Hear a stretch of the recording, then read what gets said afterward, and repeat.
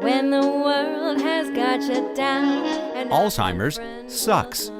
It's an equal opportunity disease that chips away at everything we hold dear. And to date, there's no cure. So until there is, we continue to fight with the most powerful tool in our arsenal, love. This is Love Conquers Alls, a real and really positive podcast that takes a deep dive into everything Alzheimer's, the good, the bad, and everything in between.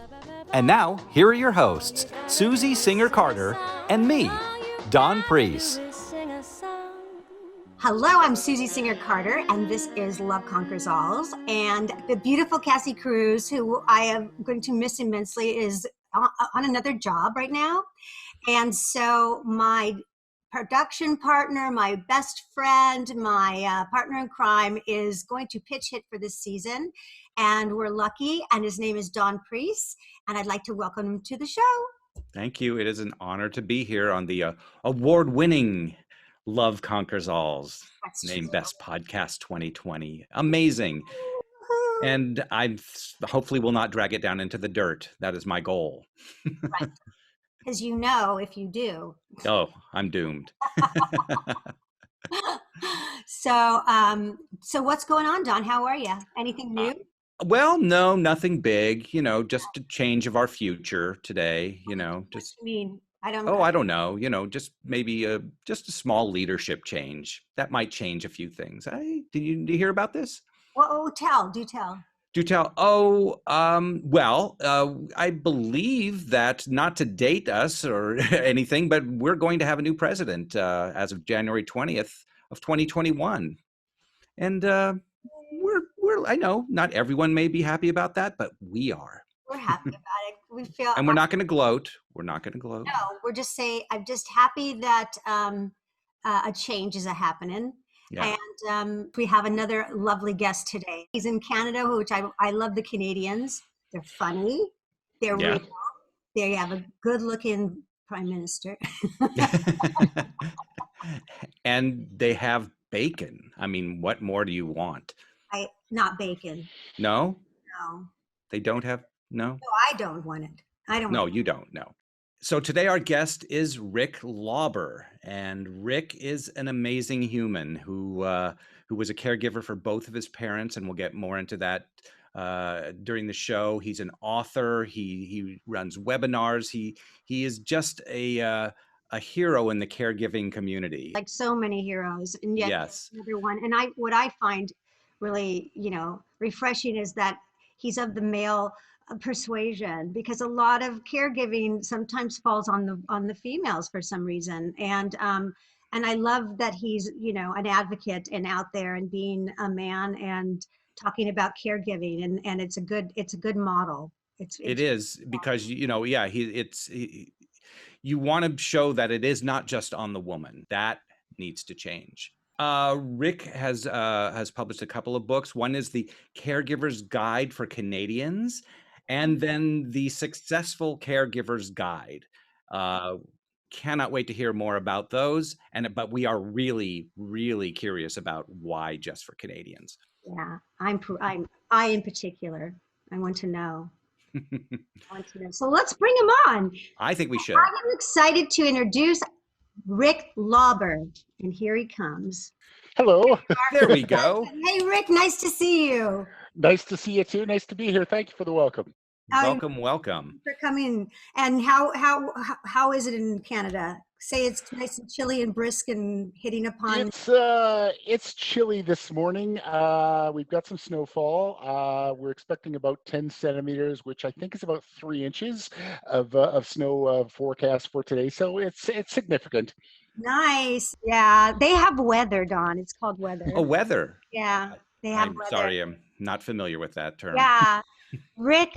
What a great role model you are, and what a great human being. And I applaud you for all this, energy that you put towards this area that we need, that is so underserved, which is caregiving. Yeah, you deserve it. You deserve to be applauded, because, it's not easy.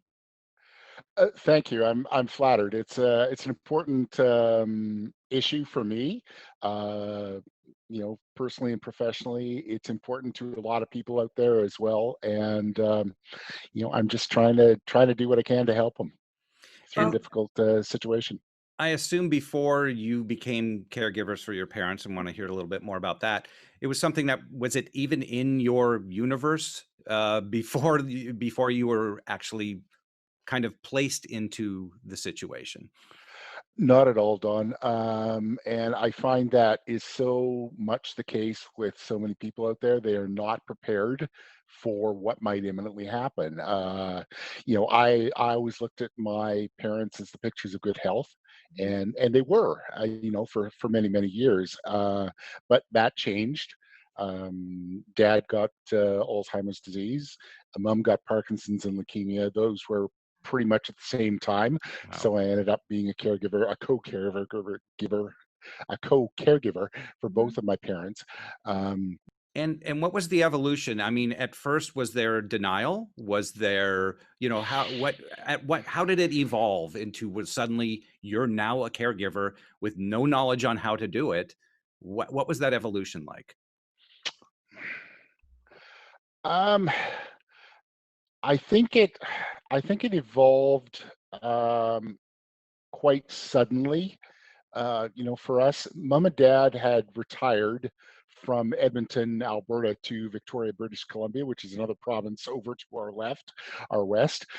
They'd lived out there for a good number of years, and they were quite happy and healthy out there. But mom had an incident. She ended up having a low blood count, and almost fainted.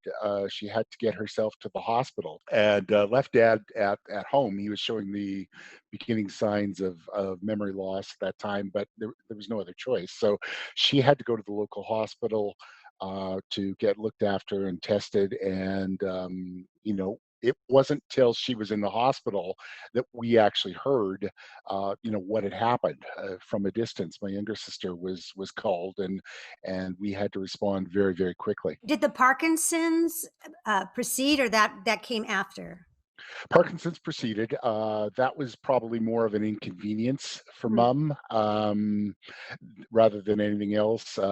She lost some flexibility. She lost some strength in her arms and hands. Wasn't able to shoulder check when she was driving, which made me pretty nervous when I was riding with her. But had some problems with speaking as well. Like her voice got very, more quiet, more muffled. Um, but But yeah, the cognitively, she was intact. Because oh yeah, sometimes, yeah, because absolutely. She sometimes was she Parkinson does affect your cognitive, right? uh, Ability. I mean, it can. yeah, no, she was still sharp as a tack. And the only thing that was the problem was, like I say, her physical strength, her Right. physical mobility and flexibility. Right. And did you and caregiving for your dad and your mom at the same time, and one was cognitive caregiving and one was physical caregiving, sometimes Correct. crossing over, but there's a big difference, right? Between those two kinds of caregiving. One is emotional in terms of, there's you can't really touch the boo boo, and you've got right, and then the other one is physical, and at least your mom could communicate everything to you. I'm curious about if it was difficult or the same, or I think with the physical caregiving, that was easier because there were things that I could do to help my mother. Hold the door open on the car, right. help her in, support her while she walked, pull her up from the chair, those type of things. That's what we guys like to do. Is we like to fix problems. We like to be able to do things for other people. Um, with dad, that was not the case. Like I ended up, you know, just. Uh, I didn't know what to do with him. Essentially, it's he would start repeating the same questions and stories initially. Lose things. Forget what day of the week it was. And it. Yeah, there's a huge difference between Yeah. physical caring and mental caring, as you I, guys have I, And pointed I out. yeah, that's an important distinction because there are books and guidelines on caring for somebody physically, but Alzheimer's is a whole nother thing. Well, And That's there right. yeah, really aren't, just like, hey, when this happens, do this. That doesn't exist. right. And more than that, it's we can relate to a physical impairment.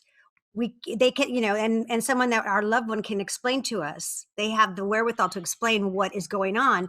With someone with dementia or Alzheimer's, we can't put we try. I tried with my mom all the time. Like, I wonder how she's thinking. Is she thinking, is she no, does da da, and you Hmm. can't. You can't I ask them. You can't ask them because, and my mom, I tell the story all the time. I say my mom and I, she was my best friend.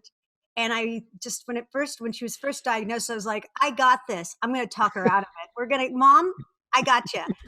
I'll take my lead. This thing is going south. No way. I was just, and then you quickly learn that, powerless over this, right? And so you have to take another approach, which is why it's so important for people like you and people like me that have gone through this, that we can share our experiences and save other people the bumps along the way. Right. I think another difference between the physical and the mental caregiving is with the mental, things change on a daily basis, hourly basis, even, Yes. Mhm. and it's very hard to adapt. Easy enough for somebody with pain to tell you, my leg hurts, my hip hurts, and adjust to that. But with my dad, I mean, he could be sharp one day, sharp one moment even, and then completely forget the next moment. So it was a tough thing to deal with.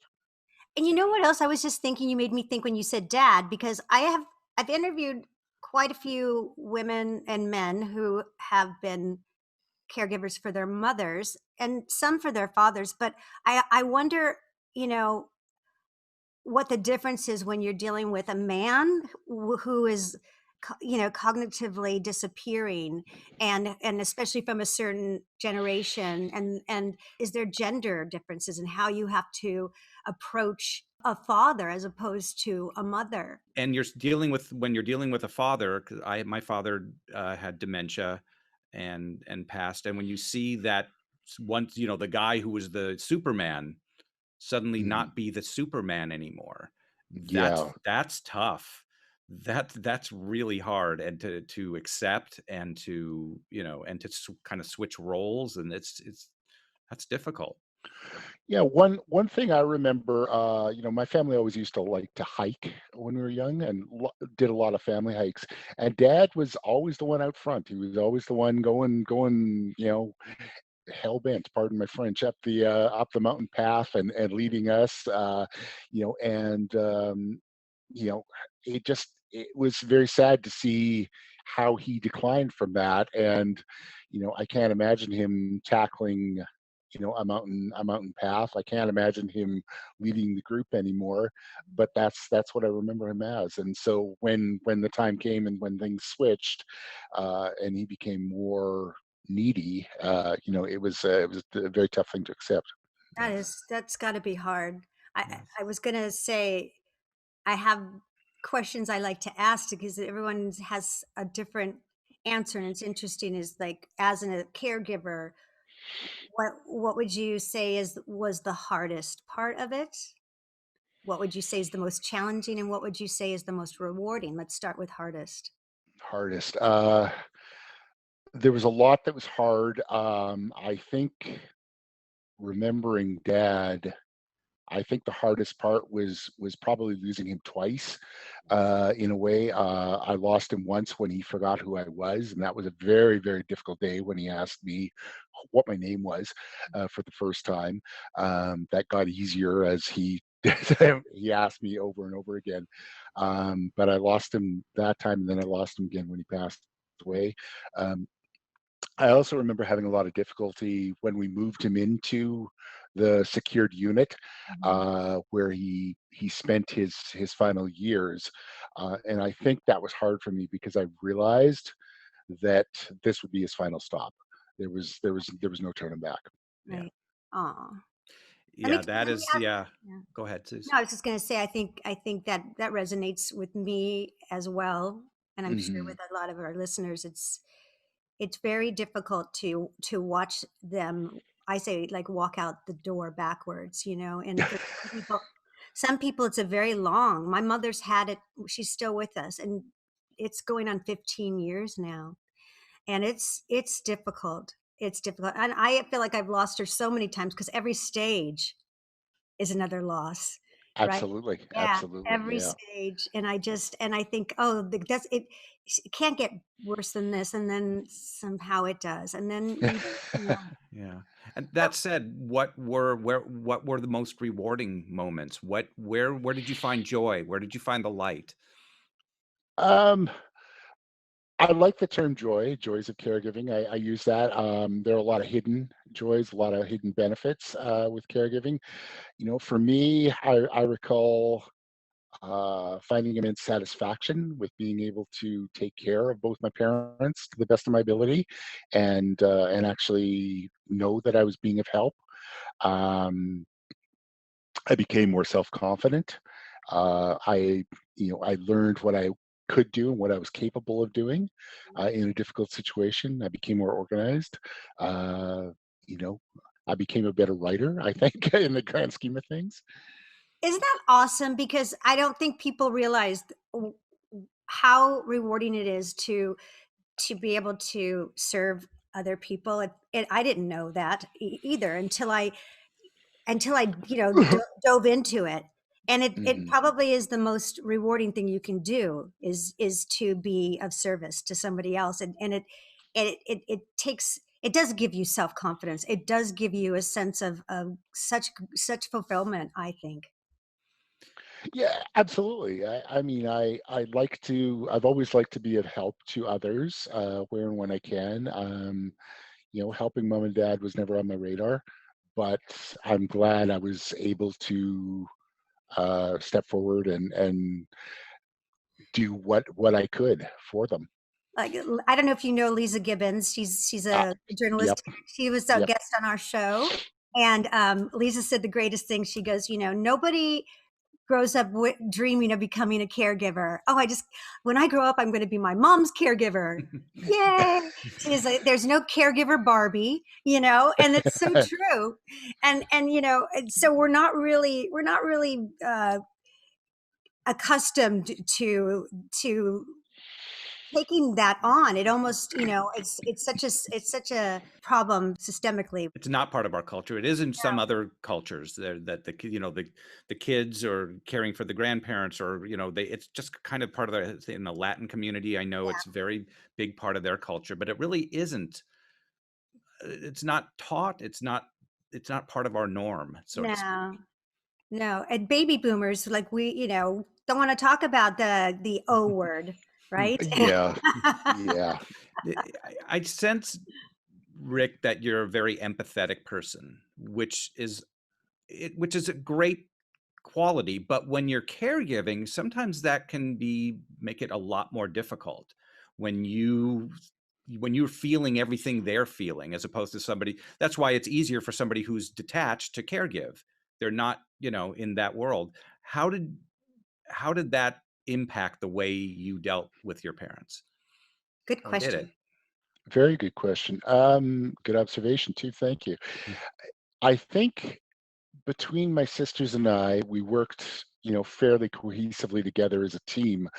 And I think my role was always the good cop. I was there to help and to understand, if there was, you know, if there was something negative that had to be shared, or I would usually take their side and say, yes, I understand this is a difficult thing for you to accept. You know, here's a way, or here are ways that we can help make it better. That's So really I awesome. tried, yeah, I tried to be the good cop, and that was primarily my role. That's And awesome yeah. because there's like that kind of teamwork, I think is so valuable because, and I was actually had that question that I wanted to ask you because you had mentioned in your bio that you had two sisters and that they, Mm. did a teamwork, which is beautiful. That doesn't often happen in families. Yeah, Usually one. Absolutely. Yeah, You know, yeah. usually one person. One person, and more than that, it can get contentious. It can get, the opposite of helpful. So I'm first of all, congratulations on having an amazing siblings. And I think that's so, I love, I've never heard that of doing good cop bad cop. That makes so much sense, because it's wonderful, it's genius. Because I remember trying to convince my mom and my stepfather when they needed to have, assisted care, and they were like, hell no, get out, don't even, we're fine, right? Like, where, what year is it? They don't know, but they're fine. And yeah. um, nobody else was there to back me up or to say, that's an interesting idea. I know she's a little wacky, but maybe we should think about, like at least play both sides so that you Mm. have a teamwork. That's awesome. I love that idea. Yeah, and I mean, back to your point about families working together. I've heard plenty of stories about families breaking apart, knives and backs. Hmm. Fortunately, fortunately, like I said, we worked together fairly well. We had regular communication, between us. One thing that worked fairly well is in the beginning, in the early stages, when mom and dad were still in Victoria, we ended up volunteering itself to be a primary caregiver, which meant like one of us would take the role. We would drop what we're doing here at home, go out and be of service to them and do what needed to be done. And we each took our turns, and when we were each out there, we ended up reporting back to our siblings on a nightly basis. I'm so Uh, you jealous. I'm so know, jealous. What an amazing family you have. Oh my God. You're the poster family. This is exactly how all families should be. we were not the poster family, believe me, but No? thank you for commenting on that. We Well, had our problems. sounds good to me. But it can tear you apart. I mean, it could Yeah, literally tear your family apart, and it does most of the time. The fact that it didn't tear you apart says so much about your family dynamic and the relationship you have with each other. that's true. Um, Thank you. I mean, there are financial issues, there are care issues. Nobody likes to be wrong. Their diagnosis or their prognosis of what to do.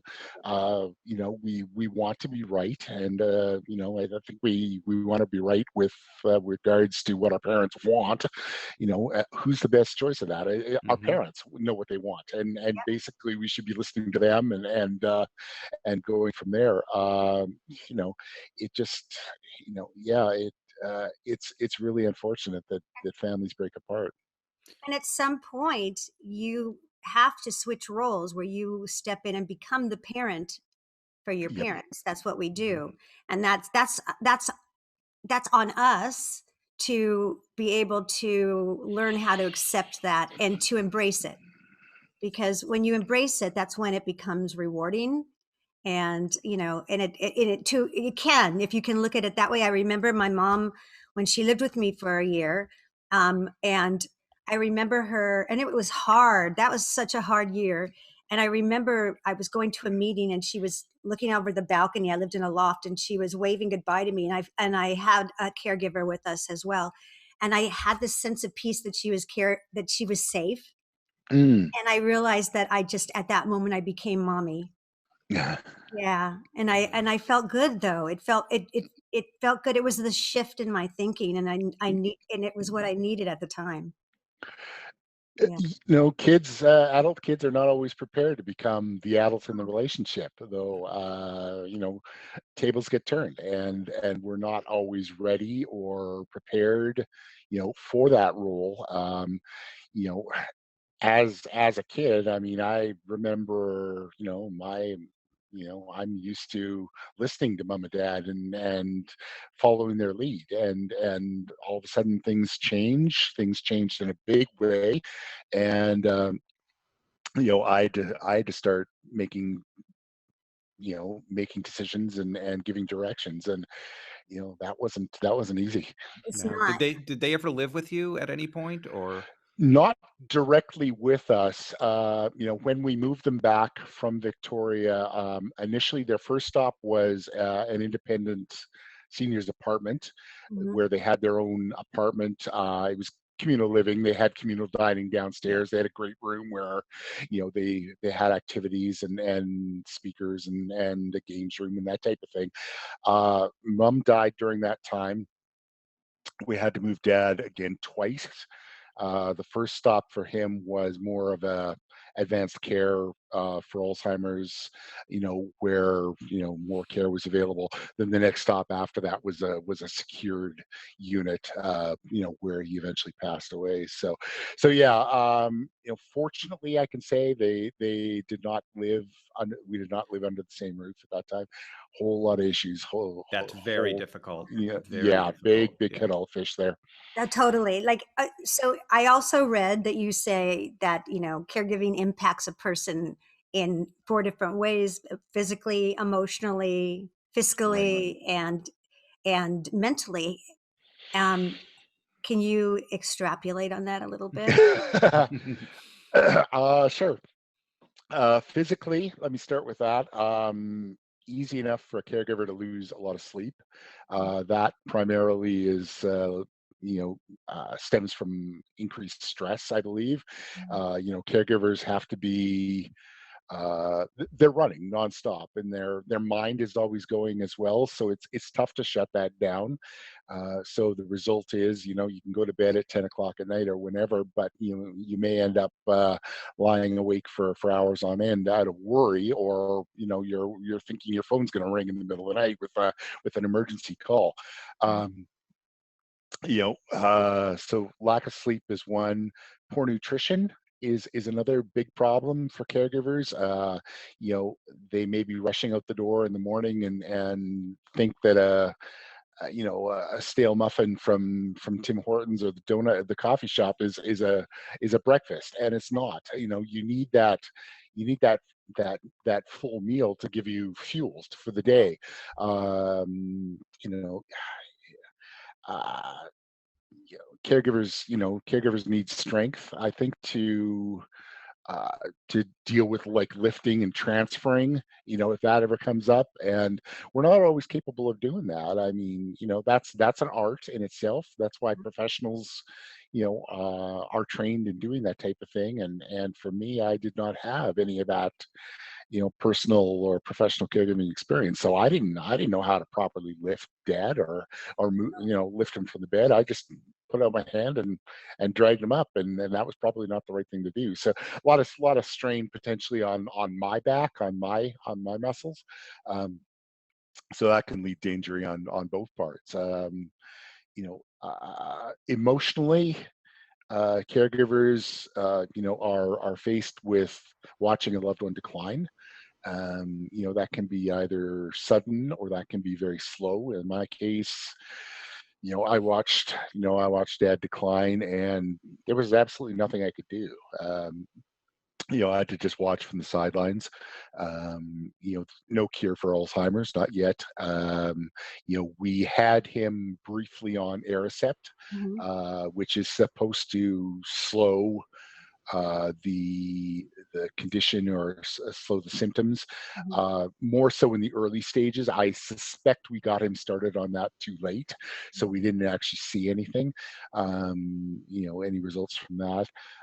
But yeah, watching a loved one decline without being able to do anything other than just keep them safe and comfortable and as healthy as possible is a difficult thing. Um, Mentally, caregivers are affected. Like I said, you're constantly thinking about how mom or dad is doing, what you have to do the next day, what you have to do the next week, what your schedule is going to look like. So you're always thinking about what to do next. And financially, you also you're affected that way as well. For me, I was lucky that my employer at the time allowed me to reduce my hours from full time to part time. I did that just to allow myself more scheduling flexibility to provide care for mom and dad. A lot of work involved and a lot of hours involved. And, so like I said, fortunately, I was able to do that. But, obviously with reduced working hours, my income was affected. And, if if you're lucky enough to be able to do that, then go ahead. But the other expense, of course, too, is with the expense of long-term care. I think a room for an Alzheimer's patient is probably around $4,000, $5,000 a month. A lot of times the family pays On the for that. low end, yeah. On the low end, yeah, On the low exactly. end. And Yeah. so a lot of expenses. There's more hidden expenses too. With even say additional medication, clothing, additional care, sometimes like laundry, maybe extra outings, maybe extra nail care, hair care, maybe costing extra as well. So there's a lot of costs, and they can all add up. Do you find, yeah, this I dabble with this all the time, is that I I worry that I'm going to go down that road myself. It's not in our family, but I got to tell you, every time I forget a word, Donna will attest to it. I'll go, that's it. I'm losing it. That's it. Okay. And I'll say, well, then I already have Alzheimer's because I can't remember anything. Or my daughters will say, Mom, we forget words all the time. So, but it is, I would have never thought of it before, except now I'm so frightened, and I don't know, has that crossed your mind? It has, and I go through the same thing. These days, for the past number of months, we've been dealing with Yeah. COVID-19, and that means that I'm stuck at home. I have less social contact. The mind is starting to slide for me. There are times that I forget, a word, or I have to double check my calendar to see what I'm doing tomorrow, and it is kind of frightening, that I may go down that path as well. Having visited dad, I kind of see like I've seen what to expect, and it's not really a pretty sight, to be honest with you.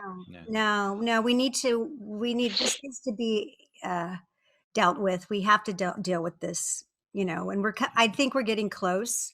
Um, They had something I just got a notice from Alzheimer's Association here yesterday that they're trying to pass a drug that doesn't just help the symptoms, but helps stop the disease to a certain extent. And so, but Great news. they haven't passed it. The FDA wouldn't give approval, but they're not stopping. They're not going to stop. But I mean, we're getting close, Hmm. you know? You said something when you were talking about the effects that it has, that the impact on the caregiver himself or herself. Um, and I think you was talking about not being able to lift him, not being able, those are things that you need to take into consideration. I mean, some people have this guilt. If I'm not doing it, if they're not living with me, I'm not a good son or daughter. And sometimes it's not always the best situation that for the person who is it's there are professionals who know how to do Mhm. it. And sometimes you let that, that guilt maybe not make the best decision for them, while trying to make, yourself feel like I'm a good person, so I'm going to bring them in and I'm going to do it Or all. that And that's not necessarily the best. Yep. abandoning them, because Yeah. sometimes we have this feeling that we're abandoning them. But my mother said to me at one point, "You've got to put me in a home. You have to live your life." Wow. Yeah. Yeah. Absolutely. Family caregivers, they feel an obligation, I think, to care for their parents. Mhm. I felt that, but I also recognize the fact that I don't have a healthcare background. I don't have a legal background. I don't Mhm. have a banking background. No social work background or anything like that. So I came at this, not knowing what to expect and not knowing what to do. So very steep learning curve. You know, so I realized that mom and dad were probably in better hands, if we brought in care, if we got outside care for them. And these were the types of individuals that knew what to expect with the conditions, knew how to respond, Mhm. knew how to properly lift and transfer someone without getting hurt, and without the risk of injury to mom or dad as well. And it's And also they, reassuring yeah, to you as the caregiver. It makes you realize, okay, uh, th- I'm doing the right thing. They're going to assure you, and because they've been through this, this is by rote for them. They've already gone through this. They can say to you, that's normal. That's fine. You're doing great. I know I got a lot of support out of the other caregivers that just by watching how they treated my mom or treat my mom, because our Yeah, emotions get involved. absolutely. and that's not always the best thing. No, And and even then, I mean, these I saw when Susie's mother was living with her, and then she brought in caregivers to to assist, to be there, and a couple of them, well, at least one of them, quit. They couldn't handle it. couldn't. And it's like, so imagine they're professional caregivers who deal with this all the time, and they can't handle it. Good. So it's It's not an easy thing. not And easy. It's not for the faint of heart. It's not. no, It's not an easy job for anyone. It's not a It's glamorous job. I so commend and admire professional caregivers for the work they do. hallelujah. Ultimately, I think, an aging loved one is probably in safer hands with a professional caregiver rather than a family caregiver. Mhm. yes. Agreed. Agreed. You know, At some point, you have to. I always say that I walked my mom over the bridge. So I held her hand and let her. So I just needed to help let her The know that transition. the Yeah. transition mm, as she Yeah. was going from, because there is definitely a distinct, at least for many people that I've seen with dementia, there's a distinct time where they are fight it, and then they just give in. At some point, they can't help it, and so to me, that seems like a more peaceful place to be. When they're half in and half out, That's hard. Yeah. yeah, it's really I hard. think it's hard for the senior as well with dementia, That's what I because think. he or Yeah. she will uh, has not lost it completely cognitively, and will recognize that he or she is starting to lose it. I remember a time, mom and dad had moved back to Edmonton, so we were living in the same city, and dad had forgotten my mom's birthday. Very, very important day, and he realized this, on the day of or the day before, and it's like, oh my god, what do we do? And he was completely upset about it, but that he could have forgotten such a day. And I mean, we ended up going to a shopping mall and picking up a few things, and everything was fine. But it was just, it was sad that Yeah, he forgot such an important day. And like I say, I mean, one day you can be good, and then the next day you can be completely off. it's fluid. It's very fluid. That's what someone I learn something every day. I went to visit my mom for the first time in 8 months because of the Mm, pandemic. And right. still we are socially distanced with masks, which isn't very ideal for someone with Alzheimer's, because with a mask and we're far away, she's like, what? I don't get it. Who are you? Yeah, Yeah. exactly. But, and I, of course, it was very emotional for me. I left there not feeling great, and had tears, and one of the caregivers came up and said, I said, I don't even think she knows who I am. She's, it's fluid. This disease is very fluid. You have to remember that. And that's, it's true. You do, because the next time we Zoomed, she was so happy to see me. So, but you have to remember that, but it was hard on us, right? It's Yeah. hard. Tell us about your books. You wrote 2 books, and that's amazing, because I'm a writer as well. So is Dawn. Okay. And I have not tackled a book yet. I have many, but I'm a screenwriter and for television as well. But writing a book just seems daunting. So well done. And why? I mean, I assume you wrote them after all of Yes. Of this. course. And what did you do it for yourself? Did you do it for others? A combination? What was the what Well, spawned you to do this? right. And let me first just say, let's just so we can Yeah, introduce the book. So, yeah. the first book you wrote, the Caregiver's Guide for Canadians, Caregivers Right. Guide for Canadians. Yes. And Don and I both have a burning question: why Canadians? So What's the I difference? can't read it. Uh, Really, there's a lot of similarities and with caregiving, no matter where you are or what you're dealing with. In both books, I talk a lot about the general issues that anybody is going to face. Dealing with whether it's cancer or Alzheimer's or what have you, a broken hip. I talk about moving a parent. I talk about caregiving from a distance. I talk about dealing with family dynamics. I talk about self-care, etc., etc.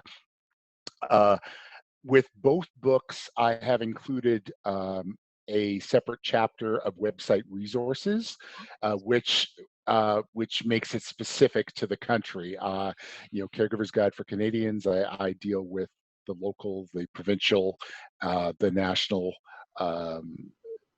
Resources at different levels. In the states, I provide different stateside resources and on a national level as well. So that's the primary difference. That's great though. That's wonderful because we've had guests that do that here as well. They have websites and they keep aggregating resources, and they're all Absolutely. regional, and it's so needed because as you know, and that's why you wrote the book, is that we're so desperate for resource and information when you're first starting this. So the more information, you can't have enough information, or help. So that's wonderful. And then Information is a wonderful thing. So it is. yeah, the whole idea of writing one book, let alone two, was definitely not in the cards for me. I began that whole process by writing as a means of coping. When mom and dad were alive, this gave me an opportunity to share and vent, privately if I wished. Some of those stories became published in a local seniors newspaper, and I found it to be very therapeutic to release.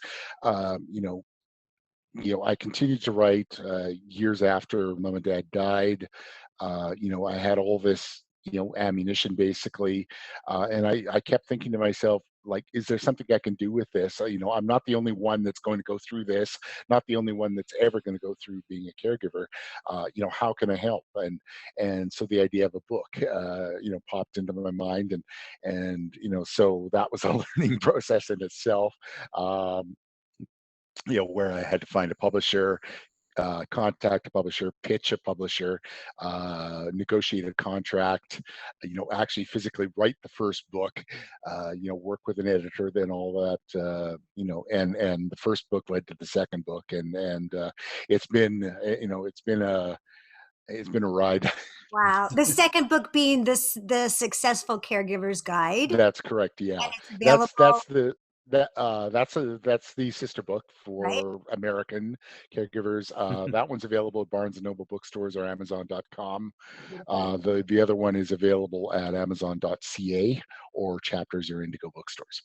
Wonderful. And that's a great example of what I like to talk about, the silver lining of something that is, can be a devastating situation. And then for you as a caregiver, that becomes a silver lining, because look what you did. Look what you did with that, with your experience. And, the whole process that you just said about getting a publisher, pitching your project, writing the project, getting it picked up, getting distribution, and Yep. then, for God's sakes, you wrote another one, and look at, I mean, that's the gift that you got back. Because And you're what did giving you a give? you're giving a gift, not to people now, and to people who are not don't even know they're going to be dealing with it yet, And and I that got will always chills. be Yeah, there. That gives Yeah. me chills, because that's the message I want to share with everybody, is that there is, it doesn't mean you have to go write a book or anything, but there's all kinds of silver linings. You meet people, and you, uh, it's a village, and you'll find your place in this village, and it's really it's a lovely village. Yeah, I mean, I've continued to write as well. I mean, I haven't just stopped with the 2 books. I mean, I will continue to, write on a freelance basis about caregiving and caregiving issues. I've got a bi-monthly column about caregiving in a local paper. I write for Look at you! blogs. Look at you! Look at you! Yeah, so I try, and it's a means of it helps me to write. That's important because I've still got some lingering luggage that I have to deal with. But it helps me to talk about what I went through, and I hear that it helps others to hear what I went through, and to be able to find somebody to relate to, Yeah. how they feel and what they're thinking and what they're going through. Now you've aggregated all this knowledge and shared all of this knowledge. So, out of all of that, what's the one thing that you wish you would have known before all of this started? There's probably a number of things I can, I can think of. More than one. You could do more than one. More than one. Well, I wish I would have known how much work would be involved with caregiving. Turned out it became a secondary full-time job. In fact, I wish I would have known more about the importance of self-care, which is something I didn't realize uh, until I got until doing the job, and I realized how important looking after myself was. Um, I guess I wish I would have started earlier too with the process about, talking with mom and dad about what they wanted, talking with my sisters about our respective roles in the future, should something happen. I think all of that would have helped tremendously. yeah. Is there, yeah, I know you do webinars also, I've and done webinars, yeah. correct? Is there one question that you tend to, is there one question that's more prevalent than the others that you find people just don't know, or they really want to know about something that, because they don't know what world they're about to jump into, or they may be in it and they don't know something. Is there anything that stands out?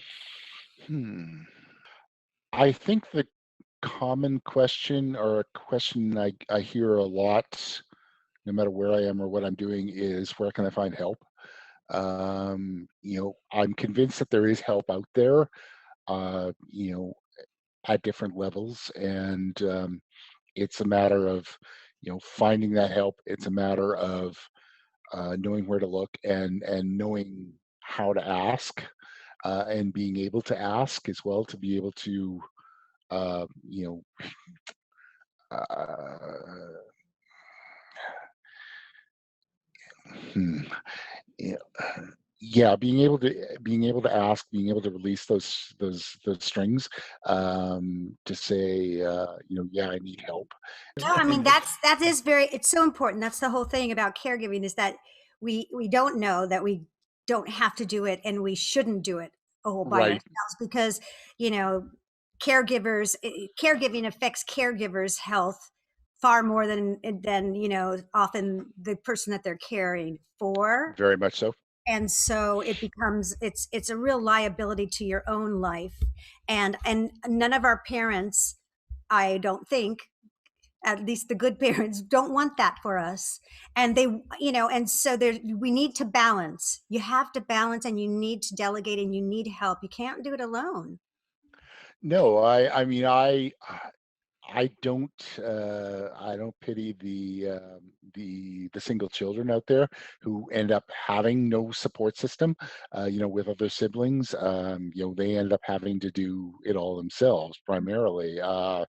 You know, like I say, if you can build a support circle, whether that's siblings, whether that's friends, neighbors, other acquaintances, Or professionals, organizations, yeah, organizations, exactly. people like you, Yeah, go online, Google, and find yeah, somebody that relates to, because like I said, I know there's a lot of men out there that are caregivers, but I think men who haven't been in this situation before don't know that, and they might feel very alone and not really, they need a model. They need someone to show them how it's done as well. So I think you're doing a great service, and I Thank really you. applaud you, and really excited for your writing, that you found this joy in writing, which, isn't it awesome?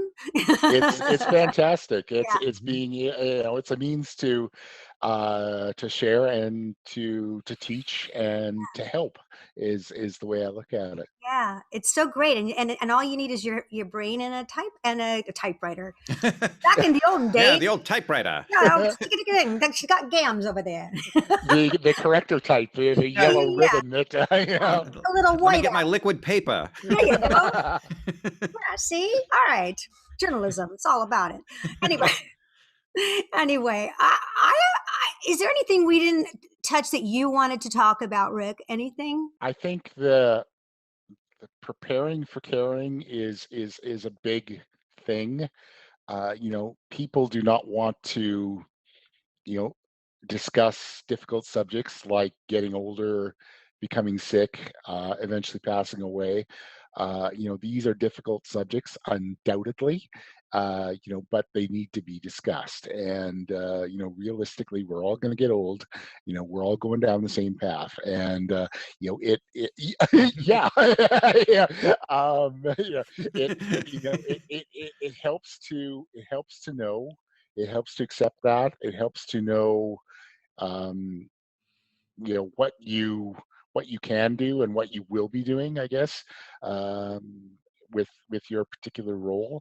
Um, you know, I love it. I love what you yeah, said. Prepare to care. You need to yeah. preparing for caring. That's a great The next title of motto. your next book. Preparing for caring. Thank you. I love it. I love it. Everybody needs to be prepared to To care. care. Yes, I Yep. love that. Yeah. Rick, so thank you so much for joining us. Thank you. We're so honored to have you, and I applaud you for being such a great son, and for being a great human, and sharing your wisdom with everybody and your heart. Thank you. I hope I've done my parents proud. I believe you have. I'm I getting think pretty blessed. we can I'm tell right you that's it. And you out there can also prepare to care by finding Rick's books on Amazon and on where else? On Amazon.ca for and Caregivers Guide Barnes for and Noble. Canadians, Barnes and Noble for the Successful Caregivers Guide. Yeah, so that's Amazon.com. Caregiver's Guide for Canadians and the Successful Caregiver's Guide. Rick Lauber, you've been a wonderful forthcoming caring guest, and that's all we can ask for. And thank you. I want to thank you again, and thank Dawn for coming. Thank you, Susie.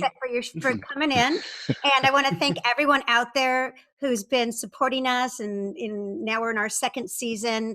And if you find this a helpful podcast, and we hope that you do, please subscribe And share. Share. And what else? Well, there's something that they say. Well, they don't say it. We say it. And that's love is powerful, love is contagious, and love conquers all. It does. See you next time. See you next time. Thank you. Bye. Thank you.